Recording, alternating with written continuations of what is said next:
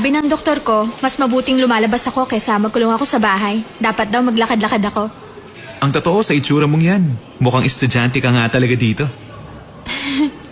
Talaga po? Teka, magkakilala ba kayo? Oo. Kaya lang, hindi kami ganun ka-close. Pasok na tayo? Okay. Maganda ang lecture ko ngayon. Sana mag-enjoy ka. Sige, salamat.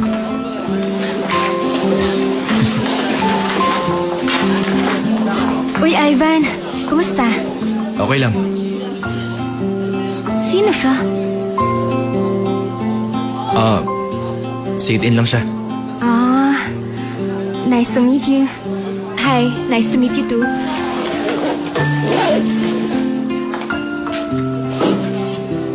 Sit-in lang? Hindi mo lang sinabing girlfriend niya ako. Ano yan nasa braso mo? Anong nangyari dyan? May sugat ka? Maliit na galos lang yun.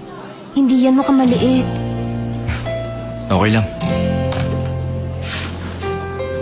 Dahil kaya yun sa akin.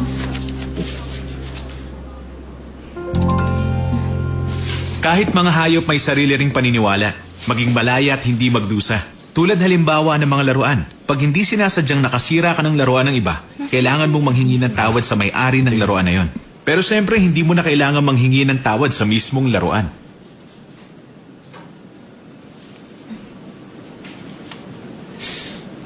Ang mga tao, walang direktang moral status sa mga hayop. Dahil naahanay sila sa mga laruan, mga bato at mga halaman. Baba, hindi. Angat. Angat pa ng konti. Angat pa. O ngayon, buhulin mo na yan na mahigpit. Hindi. Ay. Ako nga dyan. Tabi. Paano ba? Tapos na yan. Oo, dito pala. Sige, bitan mo na. Hoy, kayo! Ano sa tingin niyo ginagawa niyong dalawa dyan? Hindi ba sobra na ang pakulo niyong ito? Teka, may permit ba kayo sa sinasabit niyong yan? Kailangan pa ba natin ng permit? Wala po. Aba kung ganon, ang lalakas ng loob niyo! Tingnan niyo nga yan, pinuno niyo na to!